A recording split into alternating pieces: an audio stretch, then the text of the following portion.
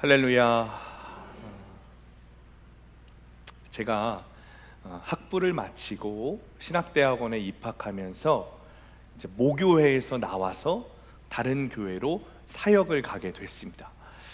교회에서는 그 교회에서 저에게 유초등부 사역을 맡겨주셨어요.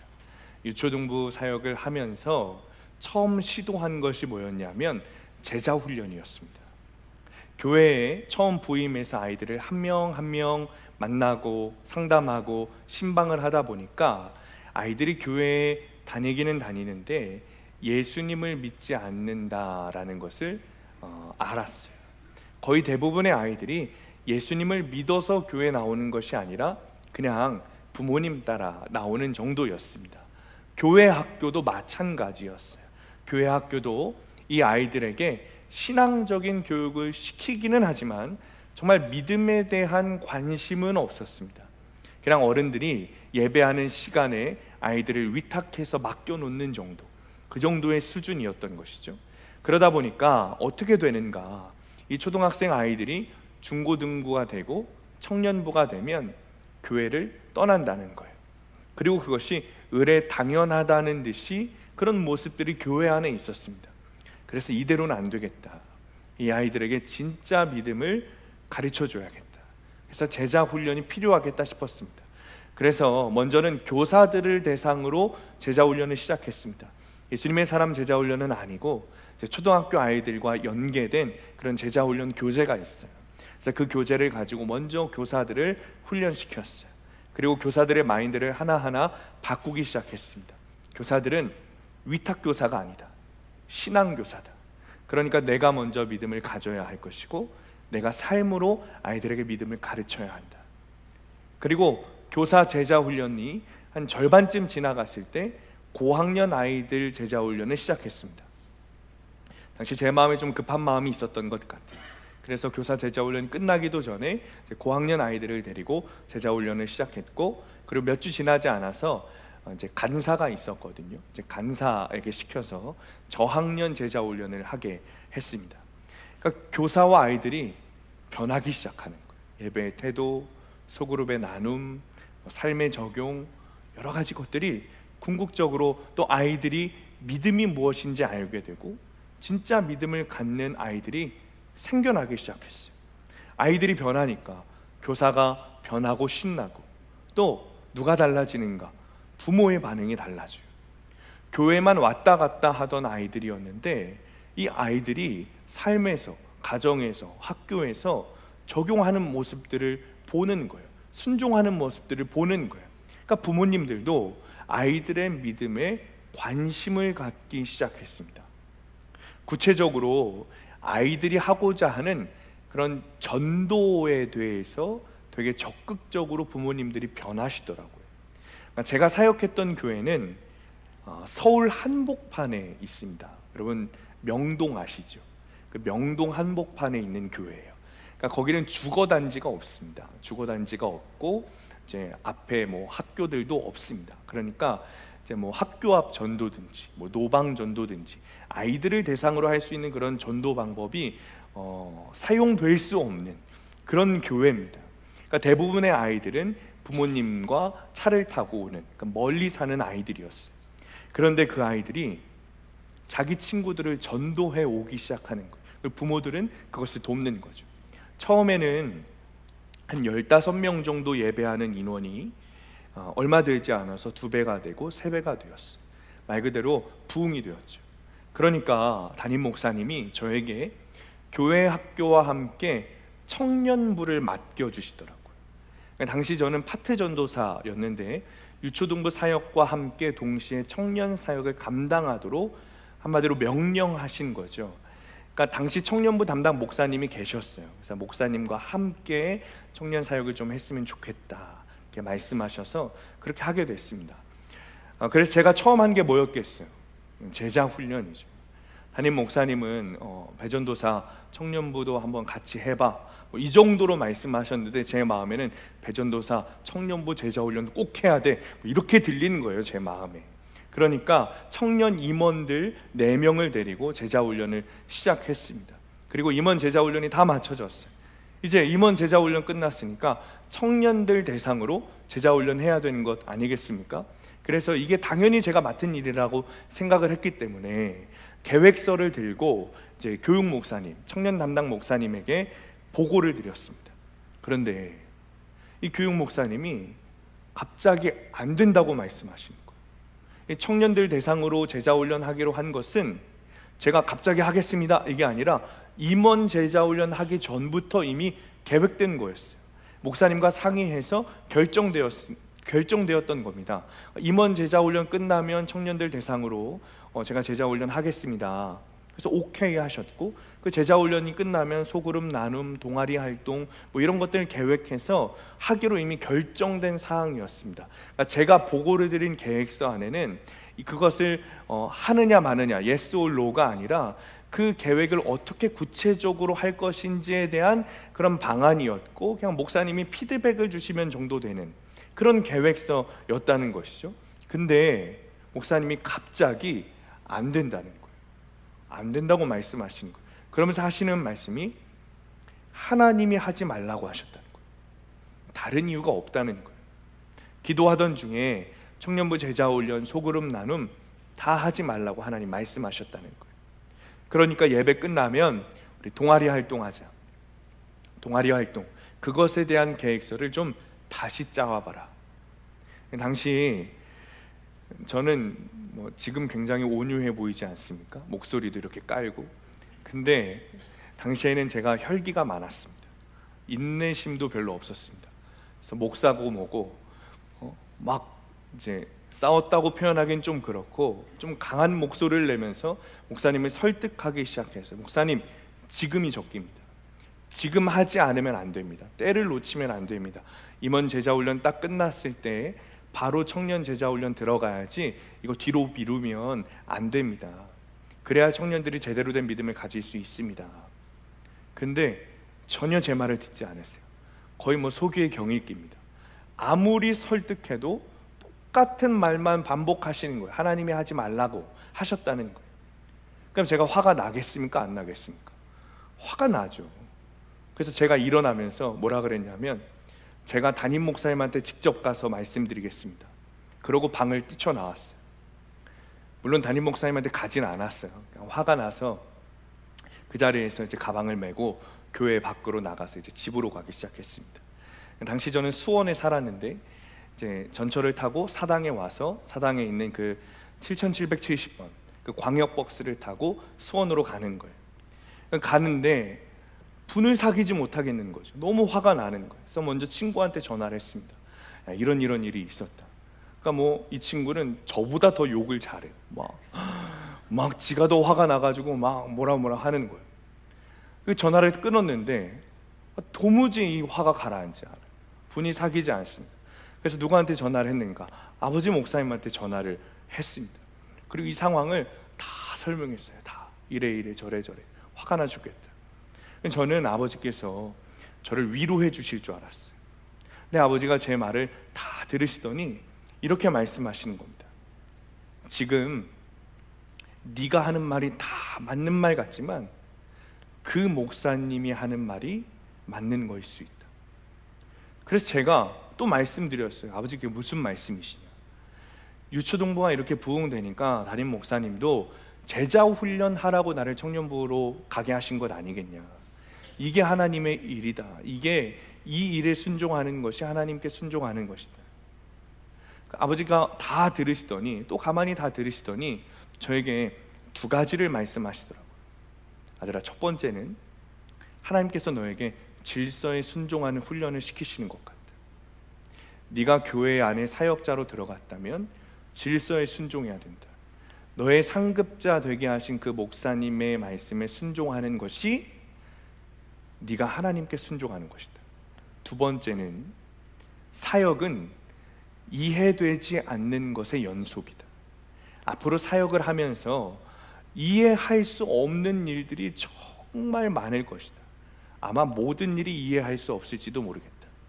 그런데 하나님의 말씀은 내가 이해하고 납득해서 순종하는 것이 아니라 이해할 수 없으나 납득할 수 없으나 그럼에도 불구하고 그저 하나님의 말씀이기 때문에 순종하는 것이다. 만약 네가 지금 그 목사님의 말에 순종하지 못하면 앞으로 네가 사역하면서 더 이해할 수 없는 하나님의 말씀을 평생 순종하지 못할 수도 있다. 그런 말씀을 저에게 하시더라고요. 결국 아버지의 말씀은 지금 이 상황이 하나님께서 저를 순종 훈련시키시는 것이라고 말씀하시는 거였어요. 부패한 제사장 엘리에게 순종했던 사무엘처럼 그 목사님이 부패했다는 것이 아니라 그만큼 순종을 사랑하시고 순종을 통해 하나님의 뜻을 알려주시는 주님의 마음을 깨닫는 순간이었어요. 그리고 지금도 왜 그것을 막으셨는지 저는 이해할 수 없지만 그 다음 주에 목사님께 찾아가서 용서를 구하고 질서에 순종하지 못한 것을 회개했던 그런 기억이 제 안에 있습니다. 그 사건은 정말 교만했고 정말 질서에 순종하지 못했던 저를 하나님께서 직접 막으셨던 사건이었고, 하나님의 말씀처럼 순종이 제사보다 낫다는 것을 저에게 몸소 체험하게 해주신 사건이었습니다.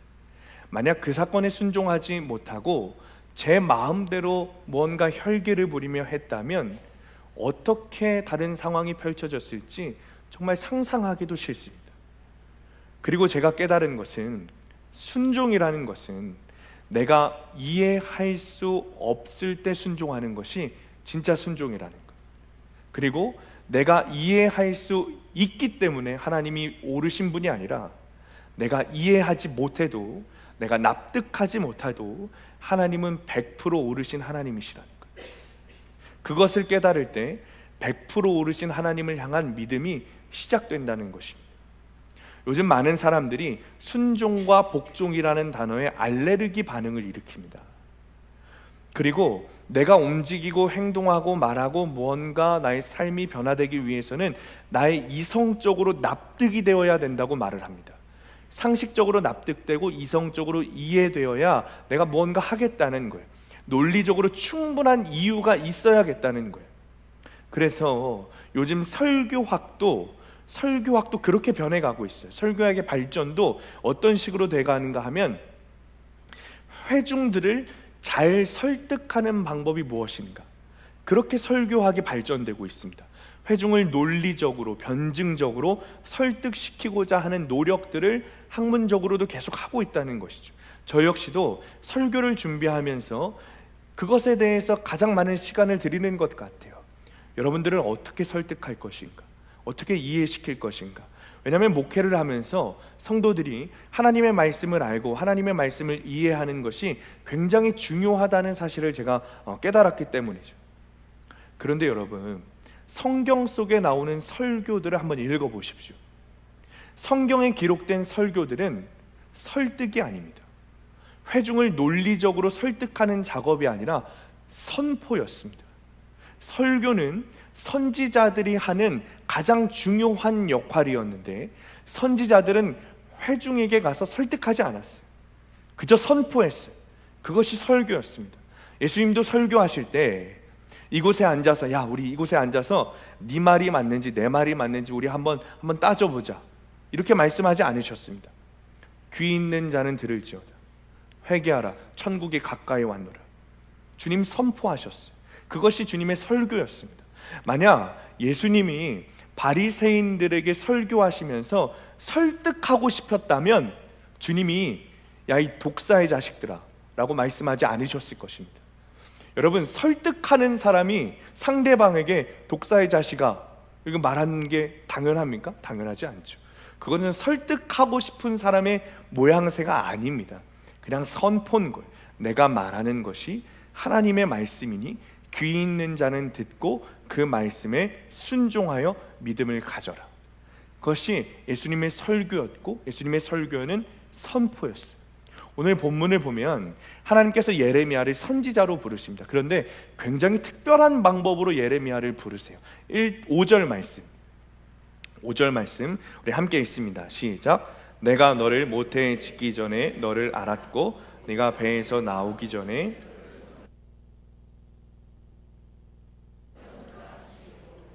아멘. 하나님께서 예레미야를 부르시는데 너를 모태에 짓기 전부터 내가 너를 선택했어.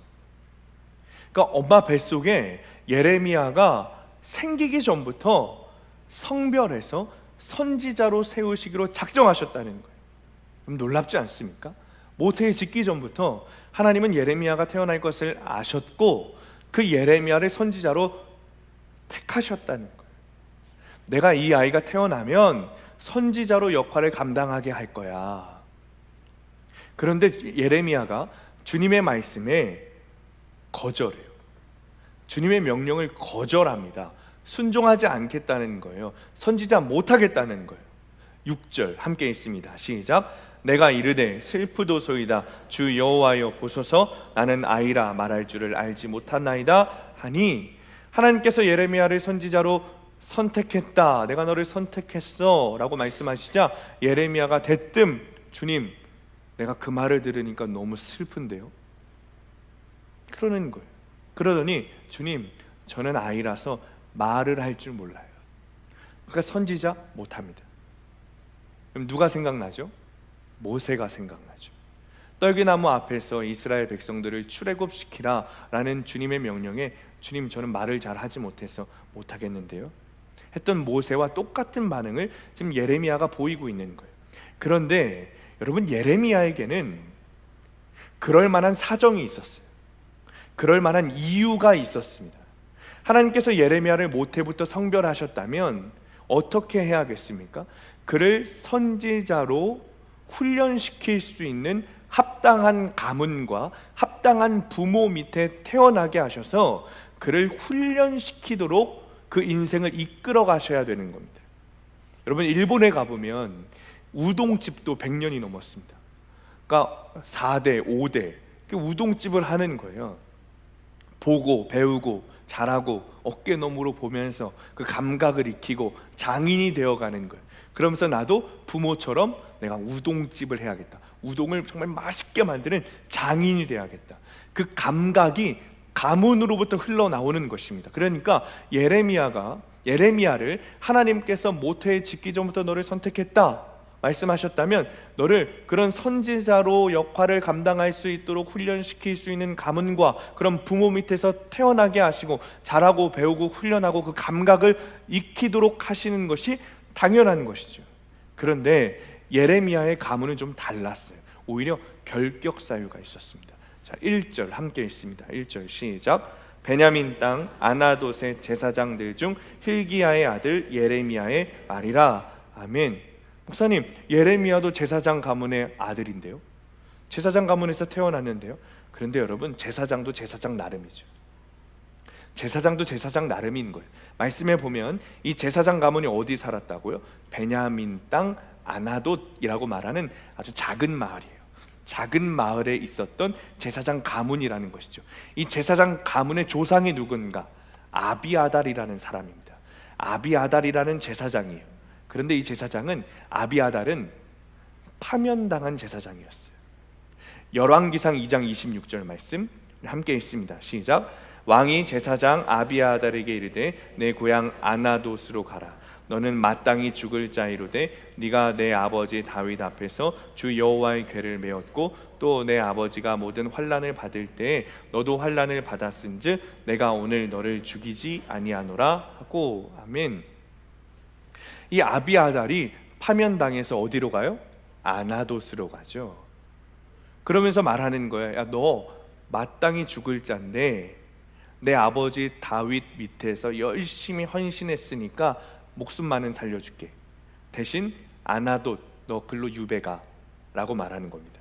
이게 어떤 내용인가 하면 여러분 다윗이 죽고 그 다음 왕이 세워져야 합니다. 근데 그 왕의 후보가 2명이 있었어요. 한 사람은 솔로몬이고 한 사람은 아도니아라는 왕자였습니다. 그런데 그 가운데 이제 장군이었던 요압, 군사령관이었던 요압과 제사장 아비아달이 솔로몬이 아니라 아도니아 편을 든 거예요. 그런데 결과가 어떻게 됐어요? 너무 잘 아시죠? 솔로몬이 왕이 된 거예요. 그러니까 아도니아 편을 들었던 제사장 아비아다를 솔로몬이 자기 반대편에 있던 사람이니까 그를 파면시키고 베냐민 땅 아나돗이라고 하는 아주 작은 마을로 유배를 보낸 것이죠. 그러니까 예레미야는 누구예요? 몰락한 가문, 파면당한 제사장 가문의 아들로 태어난 사람이 예레미야였단 말이에요. 그러니까 예레미야가 어떻게 생각하겠어요? 자신은 선지자를 할 수 있는 사람, 없는 사람? 없는 사람이라고 생각하는 거예요. 파면당하고 몰락한 제사장 가문의 아들, 여러분 그것이 얼마나 수치스러웠을까요?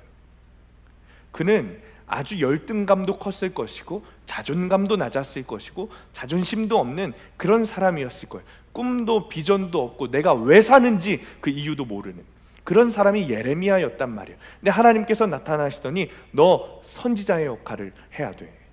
절대 할 수 없는 일이죠. 내가 할 수 없는, 도무지 이해할 수 없는 하나님의 명령, 내가 순종할 수 없는 그런 명령인 거예요. 그러니 예레미야는 당연히 하나님 저 할 수 없습니다.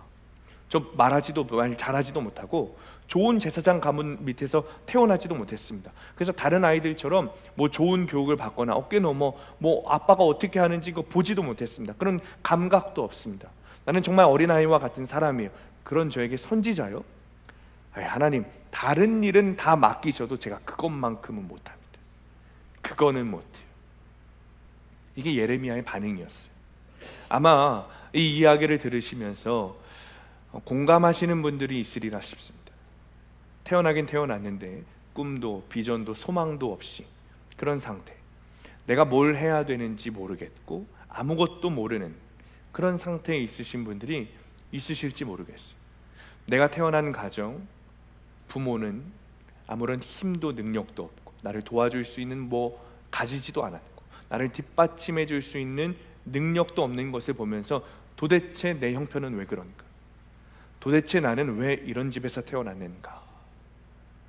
그렇지 않더라도 우리가 살아오면서 이런 상처 저런 상처 받아오면서 난 왜 그럴까? 내 삶은 왜 이럴까?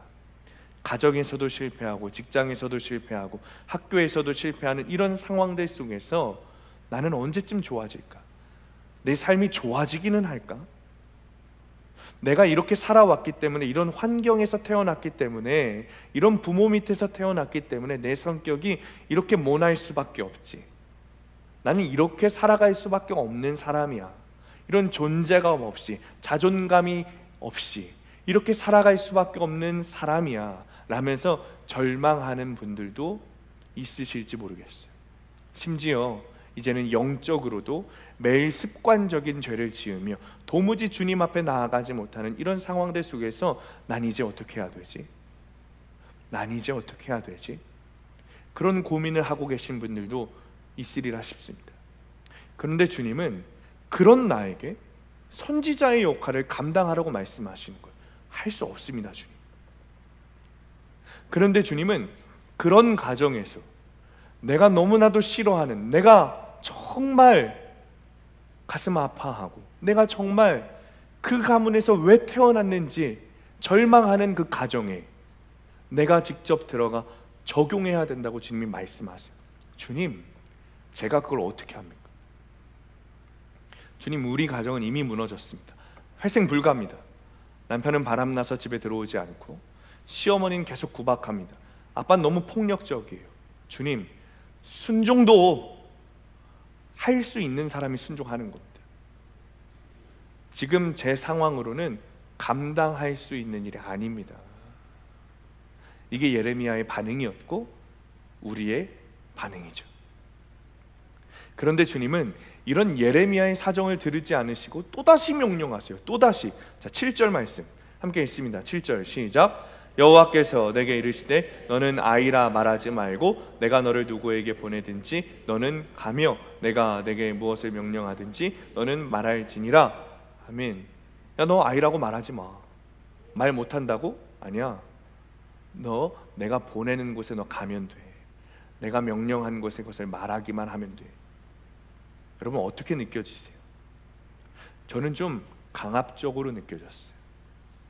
마치 주님께서 우리의 삶과 상황과 고통을 몰라주시는 것처럼 느껴졌어요. 예레미야의 삶을 주님께서 이해하지 못하시는 것은 아닌가? 그냥 주님이 신이시라고 주님이 하시고 싶은 말씀만 하시는 것 아닌가? 할 수 없습니다 주님 말하면서 그 고통을 부르짖는 예레미야를 무시하는 모습 같았어요. 아무래도 하나님께서 예레미야의 상황을 모르시나 보다. 여러분, 우리도 그런 때 있지 않습니까? 아무래도 하나님이 내 상황을 모르시나 보다. 내 환경을 모르시나 보다. 아무래도 하나님이 나를 좀 잊으신 것 같다. 다른 사람들은 다 도와주시는데 하나님이 나를 이런 상황에 몰아넣으시는 것은 이거는 하나님이 나를 까먹지 않고서는 있을 수 없는 일이다. 그런데 그때 하나님께서 예레미야에게 순종을 요구하시면서 그 순종을 할 수 있는 이유, 그리고 해야 하는 이유에 대해서 말씀하십니다. 자, 8절 말씀 우리 큰 목소리로 함께 읽습니다. 시작. 너는 그들 때문에 두려워하지 말라.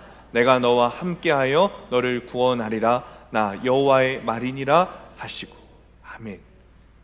두려워하지 마. 내가 너와 함께할 거야. 그리고 너를 구원할 거야.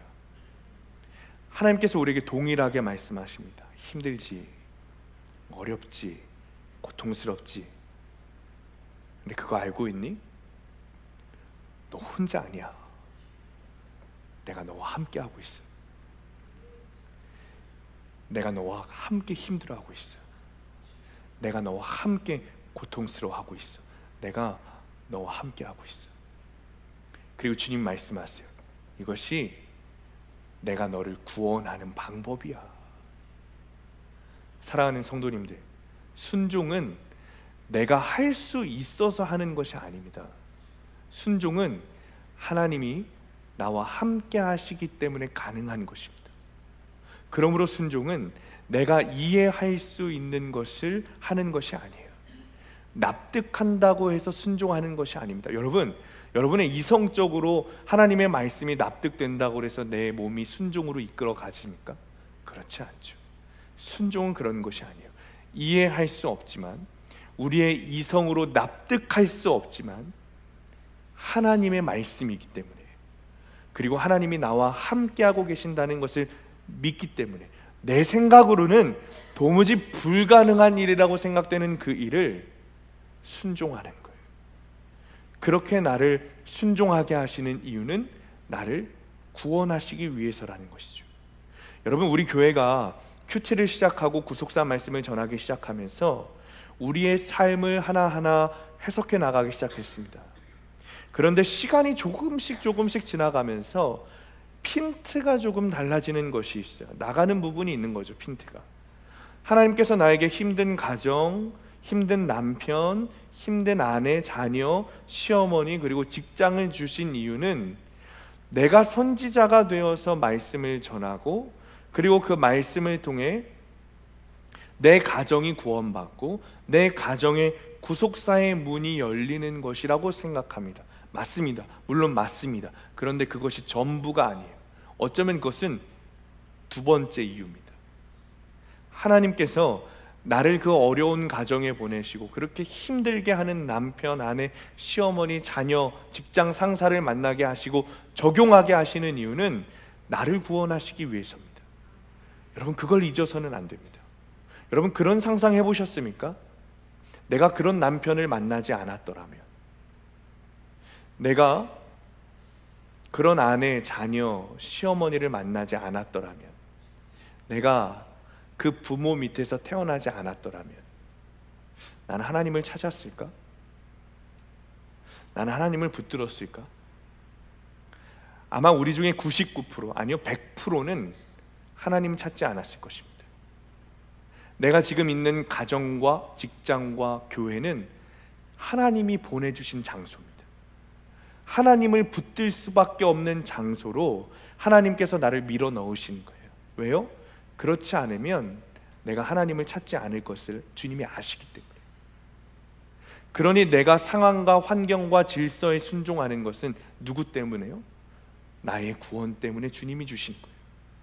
내가 남편을 위해 적용하고, 내가 아내를 위해 적용하고, 교회 질서에 순종하고, 내가 자녀와 직장 상사와 또 부모에게 순종하는 것은, 그들에게 적용하는 것은 그들의 구원을 위해서 내가 하는 것 같지만, 사실은 그 적용을 통해, 그 순종을 통해 나의 믿음이 시작되고 나의 구원 역사가 시작되기 때문입니다. 여러분, 저를 따라해 보겠습니다. 순종을 통해 믿음이 시작됩니다. 여러분, 순종을 통해 믿음이 시작됩니다. 때로 우리는 주님, 왜 나를 이런 상황에서 도와주지 않으십니까? 주님, 왜 나를 건져주지 않으십니까? 주님, 접니다. 저 알고 계시죠? 왜 안 도와주세요? 라고 부르짖지만, 여러분, 내 인생이, 내가 살아가는 이 인생이 주님의 섭리하심과 주님의 주관하심 가운데 있다는 것을 아는 사람은 그 상황 속으로 밀어 넣으신 분이 주님이시라는 것을 알게 돼요. 그리고 그런 삶이 아니면 내가 하나님을 붙잡지 않을 것을 알게 됩니다. 3절에 보면 예레미야가 사역했던 그 시기가 나옵니다. 요시야 왕의 종교개혁이 끝나고 여호야긴 시대 때부터 시드기야까지, 유다의 마지막 왕 시드기야 때까지 40년이라는 생활을 유다 왕국에서 예레미야가 선지자 역할을 감당했어요. 그런데 여러분, 이때가 언제인지 아십니까? 유다 왕국 중에 가장 패악한 때입니다. 가장 악한 때, 가장 추악한 때. 그동안 모든 역사 가운데 하나님의 말씀을 가장 많이 반역하고 결국에는 유다라는 나라가 망하는 때, 그때가 예레미야가 사역했던 때입니다. 그래서 선지자가 설교를 하잖아요. 선지자가 설교를 하면 백성들이 어떻게 반응해야 돼요, 여러분? 회개해야죠. 눈물로 부르짖으며 하나님을 다시 찾고 내 삶을 돌이켜야죠. 그런데 그 당시엔 그러지 않았어요. 예레미야가 설교를 하면 예레미야를 때렸어요. 예레미야가 설교를 하면 예레미야를 붙잡아 감옥에 가뒀어요. 그렇게 패악한 때가 지금 예레미야가 선지자로 활동했던 시기입니다. 그러니 여러분, 생각해 보세요. 만약에 예레미야가 베냐민 땅 아나돗에 살고 있는 그 제사장 아비아들, 파면당한 아비아달 가문의 자녀로 태어나지 않고 아주 유명하고 아주 풍족하고 아주 안전하고 아주 평안한 제사장 가문의 아들로 태어났다면, 정말 그렇게 폐악하고 망해가는 유다 왕국에서 선지자 역할을 잘 감당할 수 있었을까요? 그럴 수 없었을 것입니다. 예레미야 입장에서 보면, 왜 나를 몰락한 제사장 가문에서 주님께서 태어나게 하셨지? 왜 그런 나를 하나님께서 선지자로 선택하셨다고 말씀하시지? 이렇게 생각할 수 있지만, 사실 하나님은 예레미야를 그런 가문에 태어나 자라게 하시고 그 시대에 딱 맞는 선지자 훈련을 시키시기 위해 파면당하고 몰락한, 그래서 많은 사람들의 손가락질을 당하고 비판당하고 무슨 말만 하면 아주 비꼬는 그런 가문에서 태어나 자라게 하시는 거예요. 다 하나님의 섭리 가운데 있었던 것이죠. 여러분, 몇 년 전에 아마 다 기억하실 겁니다. 이세돌 구단, 바둑기사 이세돌 구단과 알파고, 슈퍼컴퓨터 알파고가 바둑 대결을 했죠. 그래서 이 이세돌 구단이 딱 한 번 승리했습니다. 이 이세돌 구단이 승리했던 경기를 보면 경기 중간에 바둑판 한복판에 이세돌 구단이 한 수를 둡니다. 그 경기를 보고 있던 모든 사람들, 저는 바둑을 잘 모르지만 바둑을 잘 아는 사람들이, 그리고 해설위원들조차 왜 저기다 뒀지? 이세돌 구단이 왜 저기다 뒀지? 포기하는 건가? 그렇게 해설했습니다. 그렇게 생각했습니다. 도대체 왜?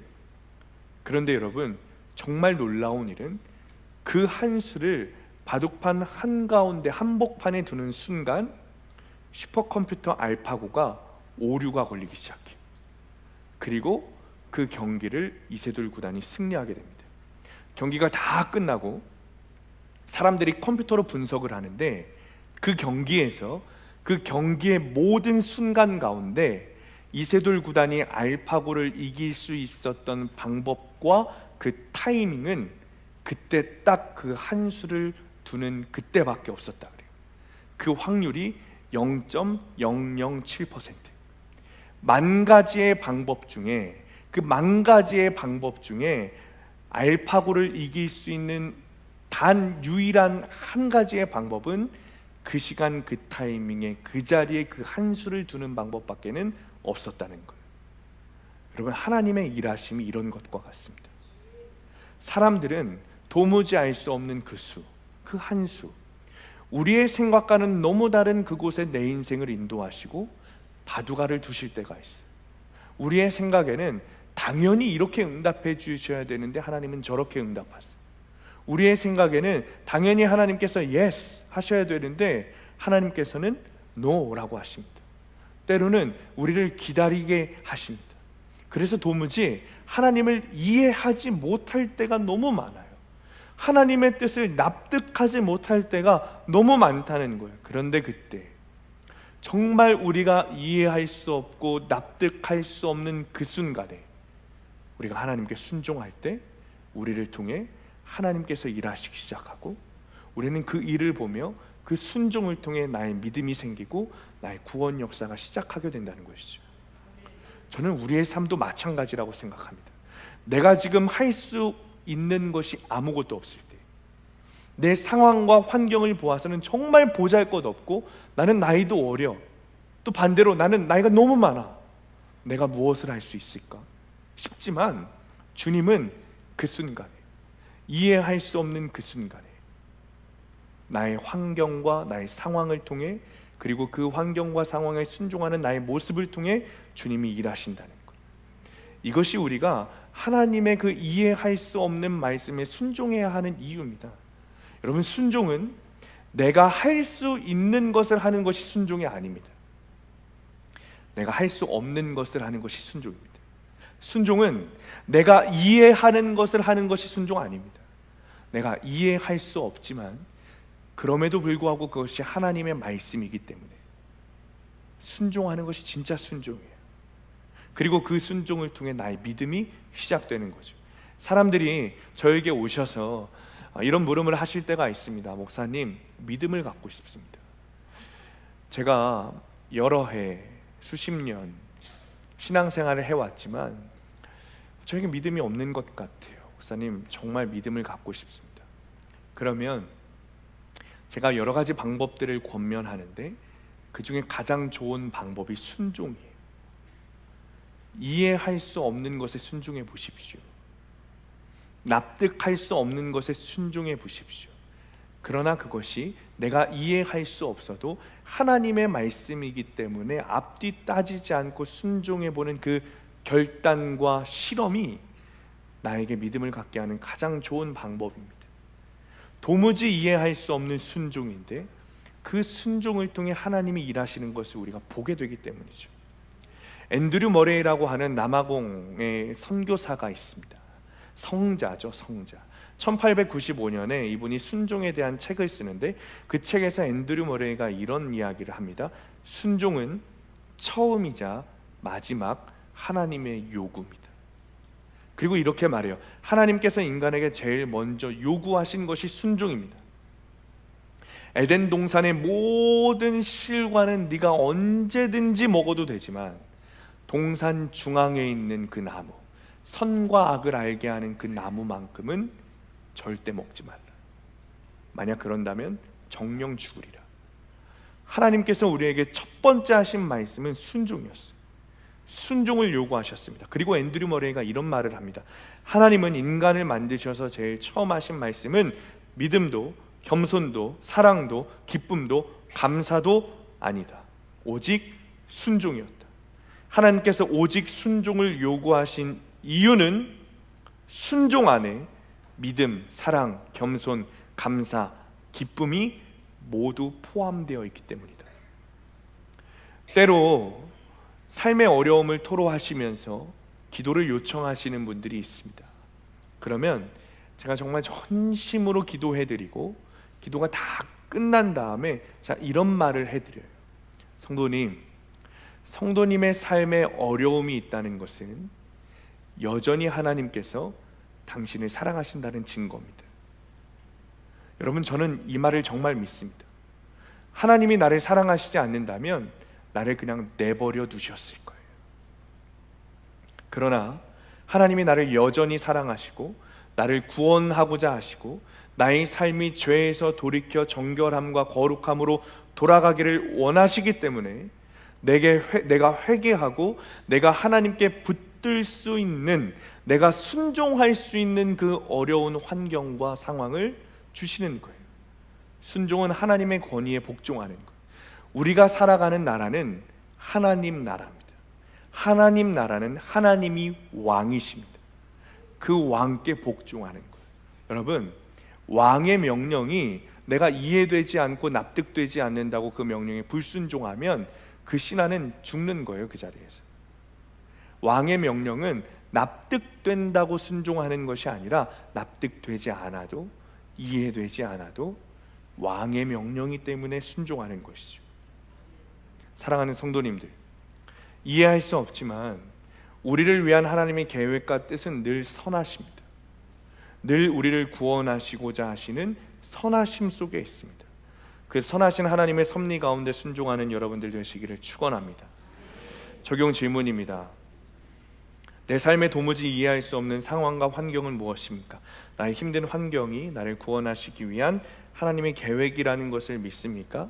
내가 순종하지 못하는 가정 안의 질서, 직장 안의 질서, 교회 안의 질서는 무엇입니까?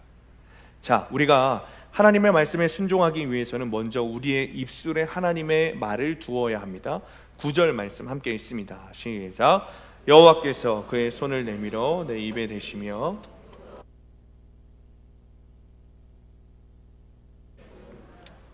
아멘. 목회를 하면서 정말 많이 느낀 것은 많은 성도들이 자기가 원하는 말씀만 듣기를 원한다는 거예요. 내가 원하는 말씀만 알고 있는 경우가 너무 많다는 거예요. 그리고 그것이 다라고 생각해요. 한마디로 말씀을 편식한다는 것이죠. 그러나 우리는 그렇게 해서는 안 됩니다. 그것은 하나님의 말씀에 순종한다고 말할 수 없습니다. 우리는 말씀을 편식하지 말고 하나님의 말씀을 늘 입술에 둬야 합니다. 여러분, 큐티는 프로그램이 아닙니다. 그리스도인은 말씀대로 사는 사람입니다. 말씀대로 살지 않으면 그 사람은 그리스도인은 아닙니다. 그러니까 말씀대로 사는 것이 그리스도인이고, 말씀대로 살기 위해, 말씀에 순종하며 살기 위해서는 당연히 해야 하는 일이 큐티입니다. 통독도 중요하고 필사도 중요합니다. 그런데 내 입술에 말씀을 두기 위해서는 묵상이 반드시 필요해요. 왜요?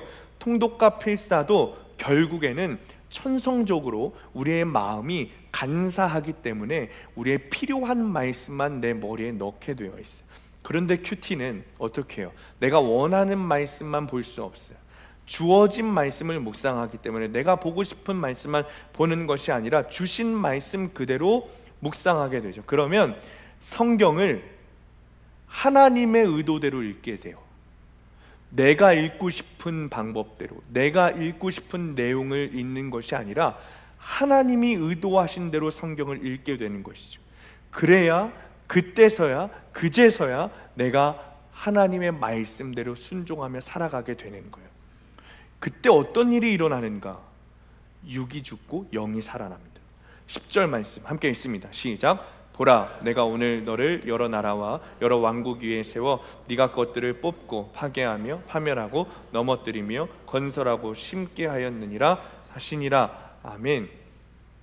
예레미야를 선지자로 세우시고 하나님의 말씀을 선포하게 하셨습니다. 그리고 그 하나님의 말씀이 무엇인가? 그 하나님의 말씀이 무엇인가? 10절에 보니 뽑고 파괴하고 파멸하고 넘어뜨리라. 이것이 하나님의 말씀이에요. 이유가 있습니다. 그 뒤에 바로 나와요. 그래야 건설하고 심게 된다는 거예요. 내 안에 있는 세상 가치관, 내 자아를 뽑고 파괴하고 파멸하고 넘어뜨려야 합니다. 그래야 하나님 나라 가치관이 내 마음 가운데 세워지게 되는 거예요. 내 안에 여전히 세상 가치관이 자리 잡고 있으면 아무것도 세워지지 않습니다. 여러분, 우리 마음 가운데 두 마음을 품을 수 있을 것 같고 두 나라를 세울 수 있을 것 같지만 그럴 수 없다는 거예요. 반드시 내 안에 있는 내 자아를, 세상 가치관을 뿌리 뽑고 파괴하고 파멸시키고 넘어뜨려야 하나님 나라를 세울 수 있다는 것이죠. 그게 무슨 말인가? 내 안에 여전히 세상 가치관이 자리 잡고 있다면, 내 안에 여전히 습관적인 죄를 짓고 있다면 우리 마음 가운데 하나님 나라는 없다는 뜻입니다. 여러분, 우리가 이것을 잘 알아야 되는 거예요. 두 나라가 함께 있을 수 없다고요. 두 왕이 내 마음 가운데 함께 있을 수 없다고요. 두 마음이 내 마음 가운데 자리 잡을 수 없다고요. 하나님이라는 왕과 다른 왕이 내 안에 있을 수 없다고 성경은 말하고 있어요. 그 말이 무슨 말인가? 내 안에 세상 왕이 들어잡아 있으면 내 안에 하나님 없다는 뜻입니다. 여러분, 이 사실을 분명히 기억해야 돼요. 그러므로 우리가 먼저 해야 할 것이 바로 이런 거예요. 디모데후서 3장 16절 말씀 보면 성경에 대해 이렇게 말씀하죠. 모든 성경은 하나님의 감동으로 된 것으로 어떻게 해요? 교훈과 책망과 바르게 함과 의로 교육하기에 유익하니. 여러분, 성경의 유익이 위로라고 말하고 있습니까? 성경의 유익이 우리 삶의 평안이라고 말하고 있습니까? 성경의 유익이 우리 삶의 안정이라고 말하고 있습니까? 아니요, 그것은 성경의 유익이 아닙니다. 성경의 유익은 교훈과 책망과 바르게 함과 의로 교육하는 것이 성경의 유익이라고 저와 여러분들이 믿는 하나님의 말씀에 기록되어 있습니다. 무슨 뜻이죠? 혼난다는 거예요. 야단 맞는다는 거예요. 그것이 성경의 유익이라는 거예요. 오늘 본문도 똑같이 말합니다. 내 안에 자리 잡고 있는 세상 가치관의 뿌리, 내 자아의 뿌리를 뽑고 파괴하고 파멸하고 넘어뜨려야 한다. 그래야 어떻게 해요? 내 마음 가운데 하나님 나라가 세워지고 건설된다는 거예요. 여러분, 회개해야 합니다. 내 안에 있는 죄를 뿌리 뽑아야 합니다. 그렇지 않으면 세워지지 않습니다. 그렇지 않으면 우리 안에 하나님 나라 건설되지 않습니다. 우리는 매일 그 작업을 해야 되는 거예요. 매일 뽑고 매일 파괴하고 매일 무너뜨리고. 그렇지 않으면 내 안에 하나님 나라가 세워지지 않아요. 우리가 큐티를 해야 하는 이유가 여기 있습니다. 내가 좋아하는 말씀만 보는 것이 아니라 주어진 말씀을 묵상할 때 내 죄가 드러나게 되어 있습니다.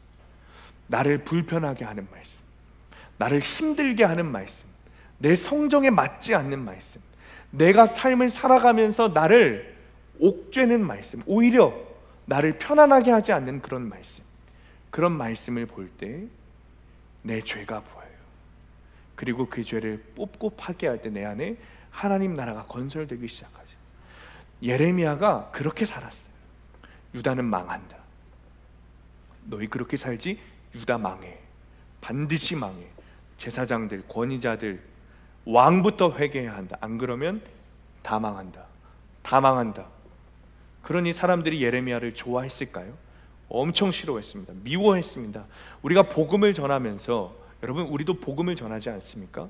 삶을 살아가면서 복음을 전하는데 사람들이 나를 미워한다는 마음이 들지 않으면 진짜 복음을 전하지 않은 걸 수도 있습니다. 저도 회개하라는 말씀을 전하고 복음의 말씀을 전하면서 저를 미워하는 사람 굉장히 많습니다. 지금도 있습니다. 어쩌면 여러분들 가운데도 있을 수 있겠죠. 심판의 메시지를 전한다는 것은 쉬운 일이 아닙니다. 그런데 반대로 이 회개의 말씀을 듣고 살아난 사람들이 있습니다. 심판의 메시지를 통해 내 안에 있는 죄를 뿌리 뽑고 진짜 믿음을 갖게 되고 자신의 약재료를 간증하면서 선지자 역할을 하는 분들이 이 자리에 있습니다. 오히려 회개의 말씀을 듣기 위해 이 자리에 찾아오는 분들이 있습니다. 이상하고 특별한 일이 아닙니다. 그저 성경에 기록된 말씀대로 일어나고 있는 일뿐인 거예요. 내 안에 있는 죄를 매일 뽑고 파괴하고 파멸하고 넘어뜨리니까 저와 여러분의 마음 가운데, 그리고 사랑하는 우리 수암교회 가운데 하나님 나라가 세워지고 건설되고 있는 것입니다. 이런 회개의 말씀을 전하면서 가장 축복받은 사람이 저입니다. 회개의 말씀, 심판의 말씀을 전하면서 그전처럼 살 수 없겠다는 마음이 제 안에 있기 때문에 그래요. 말씀대로 살지 않으면 안 됩니다 라는 말이 제 입술에서 선포되기 때문에 저도 설교한 대로 살려고 부단히 했습니다. 그러다 보니 저의 우울증도 저의 공황장애도 다 치료되고 그것으로 사람들을 살리는 약재료를 가지고 선지자가 되어 살고 있는 거예요. 하나님께서 우리를 선지자로 세우신 것은 말씀을 통해 먼저 내 죄를 뽑고 파괴하고 넘어뜨리게 하시기 위해서입니다. 그리고 그 말씀을 내 입술로 내 삶으로 선포하게 될 때, 그리고 그 삶으로 살아나가게 될 때 나의 영혼에 하나님 나라가 세워지고 건설되는 것, 그것이 진짜 구원으로 가는 길입니다. 그리고 그런 우리의 삶을 통해 여러 나라라 그랬어요. 가정, 직장, 교회, 학교, 속회, 그것을 살리고자 하시는 하나님의 계획이 저와 여러분 가운데 있다는 것이죠. 사랑하는 성도님들, 아직도 나는 죄가 없다고 부르짖고 계십니까? 내 죄를 뽑고 파괴하고 파멸하고 넘어뜨려야 내 영혼이 세워지고 하나님 나라가 건설된다는 성경의 법칙을 잊지 않고 깨닫게 되시기를 축원합니다. 적용 질문입니다. 아직도 나는 죄가 없다고 부르짖고 있지는 않습니까? 내가 뽑고 파괴하고 파멸하고 넘어뜨려야 할 죄는 무엇입니까? 내 자아는 얼마나 무너졌고 내 영은 얼마나 세워졌습니까? 퍼센테이지로 나눠보시기 바랍니다. 자, 말씀을 마칩니다. 사랑하는 성도님들, 내가 겪는 삶이, 내가 겪는 상황이 이해되지 않으십니까? 왜 하나님이 나에게 이런 고난을 주셨는지, 왜 나에게 이런 부모를 주셨는지, 왜 나에게 이런 가정과 직장을 주셨는지 이해되지 않으십니까? 그런데 우리의 모든 삶이 하나님이 나의 구원을 위해 주신 것이라는 것을 믿게 되는 순간 그 삶을 이해하려고 하는 것이 아니라 하나님의 말씀에 순종하게 됩니다. 주님은 그런 우리의 삶 속에 나와 함께 하십니다. 그리고 그 순종을 통해 내 마음 가운데 믿음을 심으시고 믿음이 시작되게 하십니다.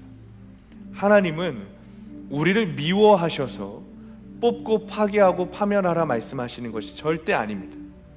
그 일이 있어야 정말 거룩하고 기쁘고 아름다운 하나님 나라가 내 안에 세워지고 구원이 시작되기 때문입니다. 이번 한 주도 먼저 하나님의 말씀을 묵상하고 그 말씀에 순종해 보시기 바랍니다.